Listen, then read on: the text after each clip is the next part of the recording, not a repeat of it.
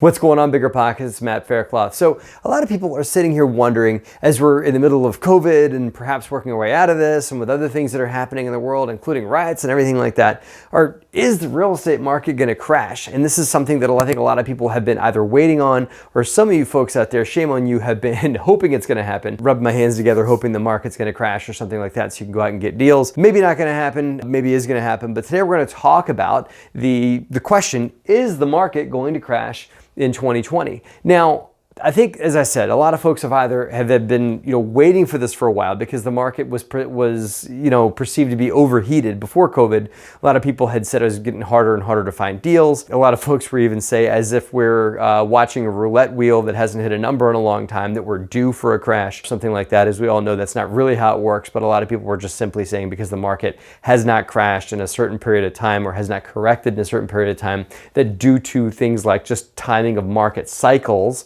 that it was going to correct at some point. All valid conversations. So now that we've had COVID and now that we've had a financial issues, financial crisis, you may say, a lot of things have changed the last couple of months. Is the market going to crash? This is what today's video is about. First of all, real estate is not the stock market. It's not something that all goes down all at once. There are parts of real estate that stay up. There's parts of real estate that stay down. So you can't really say the real estate market because it's not going to be everything. It's not, industrial real estate and commercial real estate and apartment buildings and single family homes and pieces of raw land are not all going to go down in correlation to each other. They're all different sectors and even regions. Like a home where I live versus where you live may change differently. And a home where you live might go down in value because they closed the factory there or because there's a shortage of housing, so maybe it goes up or something like that, when I might not see that same thing in my market. Bottom line, there is no just global real estate market. There is different pockets of real estate, and real estate is a very segmented piece. So it's hard to say the real estate market. In correlation to the stock market, where all the stock market gets traded in one place, typically, if one thing goes down in Wall Street, most things, all that are different sectors and things like that, are all going to go down. So if Apple goes down, likely other stocks that are correlated to that or related to their industry are going to go down. Stocks are extremely liquid, and so stocks can drop in a day, or you can see what happened to the stock market recently when COVID first started to happen. The stock market lost like a third of its value in several days. Real estate, on the other hand, is not. The liquidity of real estate is one factor that's going to play in today's conversation, so put a mental note in that. I believe that because of COVID and because of a lot of the money getting pumped into the market, we're going to see abysmal profit and earnings statements from most companies over the next couple of quarters. I think that's going to cause a major drop in the stock market. So that's going to cause the stock market to drop because companies just aren't able to make, most companies, some companies are, like Amazon's making more money now because that's where people have to shop. But most companies are either completely shuttered and just waiting for things to open back up, or they're drastically dropping income. There is a major effect on most businesses that's going to affect companies' profitability, which is going to trickle into their stock value, because that's kind of how companies get valued in some ways, or how they're supposed to be valued on the stock market. So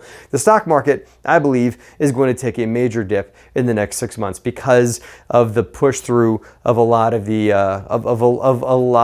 effects of COVID is going to ripple effect. Is that going to affect real estate? Here's my 2 cents on that. These sectors that are going to be affected the most by real estate: your hotels, right? Hotels, where people stay. Maybe some folks aren't in hotels. A lot of them have been closed the last couple months. In general, people are going to travel less because of COVID. So hotels are going to take a major hit. And let's just say general hospitality, hotels, resorts, things like that. There are folks that are going to be comfortable traveling very soon, and they will start to travel and start to go to resorts and start to go to places like this. But there are folks that are going to not be interested in doing this anytime soon because of their, not willingness to perhaps get exposed to COVID, or their not willingness to be around other people right now, or whatever it is, their discomfort, they may not want to travel right now. The hospitality sector, I believe, is going to take a major hit. So let's put that down. Along with hotels, I think that the worst sector that's going to get hit is going to be retail. This is not a COVID matter, although COVID was an accelerant on the change of retail in our country. Thanks to organizations like, you can't just blame it all on Amazon. The way that we buy stuff is changing. People buy things online. A lot of it's on Amazon, but not all of it. You can still go go to other websites and buy stuff. And whether that's on Etsy, or whether that's on Pinterest, or get directed to other type of sites, not just Amazon, but in general, people are learning to shop and buy physical material items that they need online. There used to be many shops that would sell things like this, and you're going to see more and more of a shift away from people buying things in person to buying them online. And why? Well, maybe the price is better, but you know what? It's convenient for people to do this, and it's going to become even more convenient as technology advances and as more and more things come out. And that's the trajectory we've been on for retail for quite some time. We've seen it slowly degrade. On-site retail has already slowed to change. You've already heard of companies like JCPenney and Macy's. They're already having issues before COVID, right? COVID has only accelerated these things, has only made it like, okay, well, not as many people were walking into stores before COVID. Now, because of COVID, no one's walking into stores. And so we're going to see a major shift in retail real estate. And that's simply because your tenants are either going to close altogether, or they're not going to be able to pay you as much rent, or they're going to just, not open up more stores, whatever it is. The tenants that occupy retail space, which then affects the landlords that own retail space, are going to just not see as much business growth. And so the retail sector, the operators of retail operations and the owners of retail strip centers and retail real estate are going to see a major drop. And by the way, when I say retail, let me put an asterisk on this, because this also includes restaurants. So retail, restaurants, hotels, that one too. And the last one, you know what? I'll put this one in the mid. The reason why I'm putting this one under the middle is because I don't think it's going to be affected immediately, but this is going to be a major shifter that's going to start here in the middle and work its way over here. This is a big opportunity for you guys. And that opportunity, and we'll talk about it in a second, is office space. And you're like, what do you mean by that, Matt? Companies need a place to open, need places to be. Well, they do, right? Companies need headquarters and they need places to house their employees and stuff like that. But here's the deal. Because of COVID, companies are realizing these folks can work from home. That's interesting. So maybe I don't need this 40,000 square foot office tower or 100,000 square foot or 200,000 square foot office tower or something like that, right? They might not need these things. And so office space is going to shift. Companies are not going to renew as many of their leases. Again, this is big asterisk on Matt's prediction, but office space is not going to see as much lease renewals and as much with regards to the companies expanding and opening up or demanding new office space for themselves. They're at least going to keep what they got, and they might start giving up some of what they got to allow their employees to at least work part-time from home. Now, some companies have gotten on the work from home bandwagon years ago. For those of you guys that are opportunists, as we all are, and looking for ways to shift and to make money in real estate, obviously, and be a part of the shift of things, because how you make money is you buy something, it's devalued, and it shifts. The market just decides to use it in a different fashion, and the market kind of starts absorbing that thing in a different way, and maybe it goes up in value, right? If you can find a way to take a lot of the unused or soon to be unused office space in this country and reposition it and use it as something else that's usable. Again, I don't have an idea in my back pocket. I'd love to hear what you guys have. Put it in the comments section on what we in America could do with all the office space. These are office towers and small office parks and things like that. What could be done with those spaces? Can we convert it to residential housing? Could we convert it to part-time office space, like flex space kind of thing? I don't know. Let's talk about it. So office is in the middle of the road here. There are other stuff in the middle of the road, like I'm not even going to go into deep discussion on it, but because I'm not a big investor in this or really don't know much about it, but I'll just say things like flex space, industrial real estate, all those things are going to be in the middle. They're going to kind of go along with the economy. And so if the stock market takes a major, like I said, then companies might not be opening up more industrial facilities for them to operate, or those industrial operations that are there may start to pull back or start to lay off or start to shut down, which will cause them to not use as much industrial space. So maybe that's going to go along with the economy. Again, insert your opinion there in the comment section. So I'll put industrial ETC. And then the one that's the question mark that all y'all want to talk about, you guys all want to hear me talk about, because this is a Bigger Pockets community here, and a lot of folks in the Bigger Pockets community are either invested in or want to get involved in residential real estate, right? So let's talk about residential. It's one of these pieces it's tough to discuss as a global piece of real estate or as as a nation of real estate, because the real estate in San Francisco will behave differently than the real estate will in Philadelphia. Take that in mind, that residential real estate is way more regional specific even than all this other stuff is. Residential real estate is the most differentiated based on region than any other real estate out there. So my short answer to this question is no. We're not going to see a major crash in residential real estate. I'm sorry. For those of you guys that have been rubbing your hands together and hoping that we're going to see a big crash, you can go buy properties at 10 cents on the dollar. I'm sorry. It's not going to happen like that. Happened in 2008, 9, and 10. And in my video and article that I shot for Bigger Pockets about a foreclosure crisis, I talk about why that's not going to happen now, why it might happen in the future, but why it's not going to happen now. My point is, this is not 2008, 2009, 2010. There's a whole different animal that we're facing right now.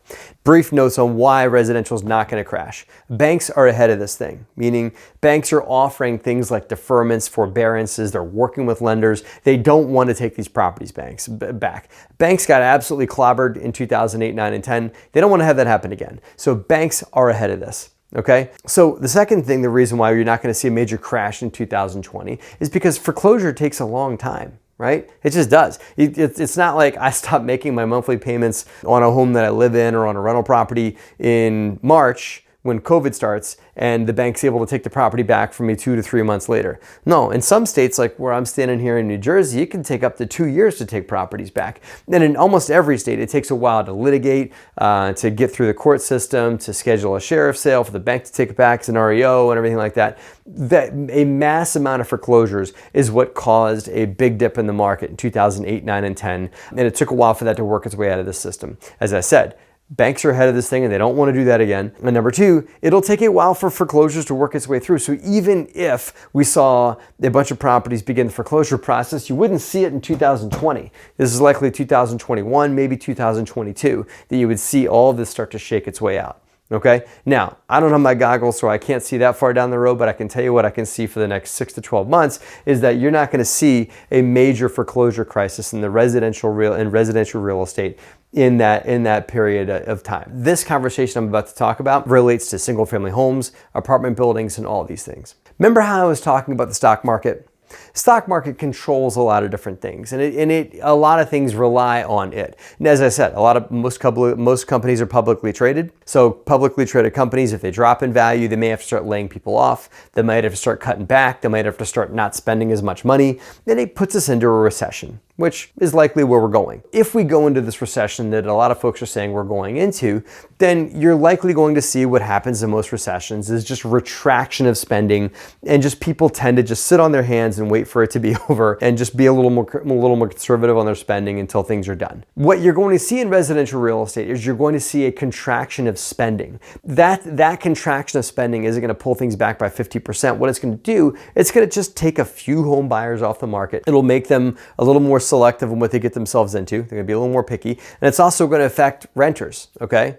So renters, home buyers are all going to get a little more picky on what they spend their money on as they get themselves into things in residential real estate. If it is cash flowing today, it'll likely continue to cash flow as you move forward. Bottom line for residential, I predict a 5 to 10% drop in single and multifamily value over the next, say, 6 to 12 months. And that's just simply from less people shopping, less people buying houses, less people being willing to pay more rents for renovated apartments, and just people just wanting to kind of sit on their hands a little bit and be a little more conservative with their money. But there's no indicators I've seen that predicts a big real estate crash unless we go into the worst case scenario, which a lot of folks have talked about before, and that's a absolute fallout of our entire system, meaning like the financial system collapses, meaning like all this money we've been pumping into the government, all the money the government's been pumping into the system to prop things up, that comes to a head. Things like that are an absolute Control-Alt-Delete to our financial system are game changers. And it's hard, you can't say how that affects all these things, because what that really does is a Control-Alt-Delete. Call it like the doomsday scenario, whatever you want to say. The folks that are investing big in Bitcoin and things like that are the ones that think something like that's going to happen. Who knows? If the doomsday scenario does happen, I can promise you that it's going to be hard to predict who's going to come out on top of that. But because I'm an optimist, I believe that what we're talking about here is more likely what's going to happen. Doomsday scenario, all bets are off. I don't know. And it's hard to predict exactly what's going to happen or how to even prepare for that. There's going to be a softening of the market, meaning like there's not going to be as aggressive of buying. There's not going to be an aggressive type of thing in buying apartment buildings, or aggressive driving up of prices of rents once you own an apartment building. And you got to be careful about saying, okay, I'm going to buy this apartment complex or this duplex, whatever it is, and I'm gonna increase rents by $200-300, and I'm gonna do a value add play and then refinance it and do the BRRRR strategy. I'm not saying it doesn't work, but you gotta be careful when you're trying to do that strategy, because I think that if you're looking to force appreciation or to create things to go up, to create the value of a property to go up, you're going to hit a ceiling that wasn't there before. Meaning like things just aren't going to elastically respond to your value add play and just spring up and have, tenants aren't going to be just willing to pay you $200-300 a month in rent increases for your nice new granite countertops and your stainless steel appliances and things like that. So it's not going to just pop up if you'd like to see it do that. So you've got to be more conservative with your renovations on properties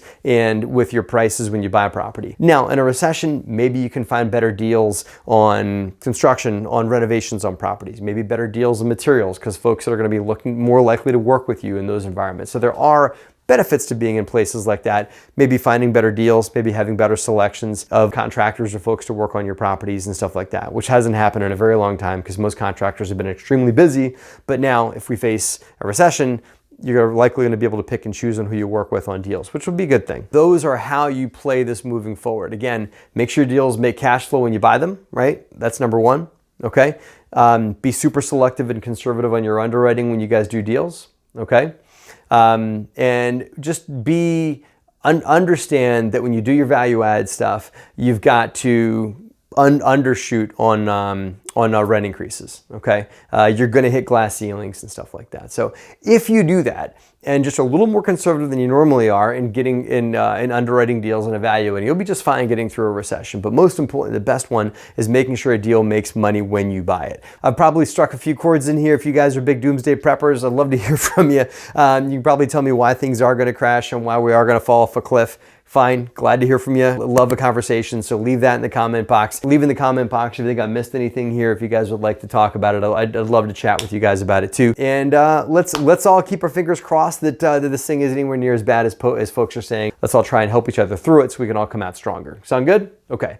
Looking forward to hearing from you guys. Thanks for watching and reading, and have a great and profitable week. Hey guys, thanks for watching. I really hope you enjoyed this video. If you did, here's a few that you might like. Check those out as well. And if you like what we have here, mash the subscribe button. Join us. And also one more thing you guys can join is our insiders community, which you can join by just texting the word DeRosa to 66866. That is DeRosa to 66866. You can join our insiders community and get a big basket of goodies along with it when you text to that number for free. And you can join insiders for a very, very reasonable number. I hope you guys can join us.